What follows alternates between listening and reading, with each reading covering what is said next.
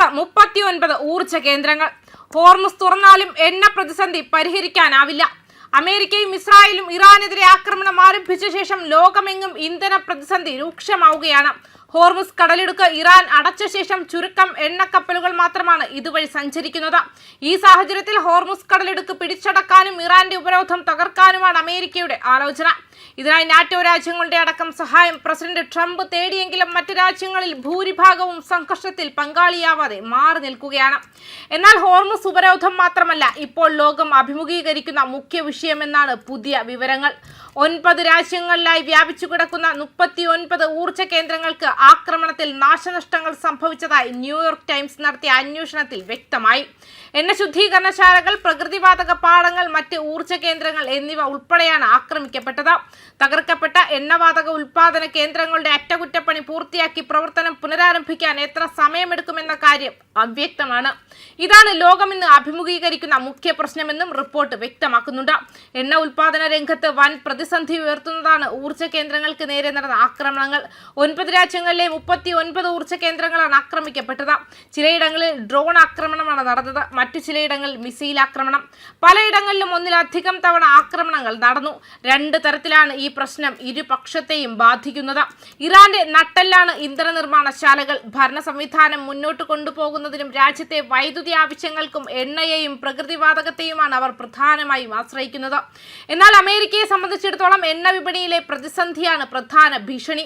ഇന്ധനവില ഇനിയും ഉയരുന്നത് തടയാനും ആഗോള സാമ്പത്തിക വ്യവസ്ഥയുടെ അടിത്തറ സുരക്ഷിതമാക്കാനുമാണ് അമേരിക്ക ശ്രമിക്കുന്നത്.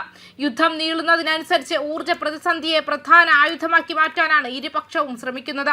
ഗൾഫ് മേഖലയിൽ നിന്നുള്ള എണ്ണ വരവ് മാസങ്ങളോളം മുടങ്ങുന്ന അവസ്ഥ വന്നതോടെയാണ് എണ്ണയുടെയും പ്രകൃതിവാതകത്തിന്റെയും വില കുതിച്ചുയരുന്നത്. അന്താരാഷ്ട്ര എണ്ണ വിലയുടെ മാനദണ്ഡമായ ബ്രെന്റ് ക്രൂഡ് വില വ്യാഴാഴ്ച രാവിലെ ബാരലിന് $119 മുകളിലെത്തി.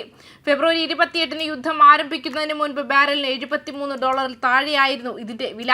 വെള്ളിയാഴ്ച വരെയുള്ള കണക്കുകൾ പ്രകാരം കുറഞ്ഞത് വിവിധ രാജ്യങ്ങളിലുള്ള ഊർജ്ജ കേന്ദ്രങ്ങൾക്കു നേരെ 47 ആക്രമണങ്ങൾ നടന്നതായി ടൈംസ് റിപ്പോർട്ട് വ്യക്തമാക്കുന്നു. ഔദ്യോഗിക കണക്കുകൾ ലഭ്യമല്ലാത്തതിനാൽ എണ്ണം ഇനിയും കൂടാനാണ് സാധ്യത. ബുധനാഴ്ചയാണ് ഇറാന്റെ സൗത്ത് പാഴ്സ് വാതകപ്പാടത്തിനു നേർക്ക് ഇസ്രായേൽ ആക്രമണം നടത്തിയത്. ഇതിന് മറുപടിയായി ഗൾഫ് മേഖലയിലുടനീളം ഇറാനും തിരിച്ചടിച്ചു.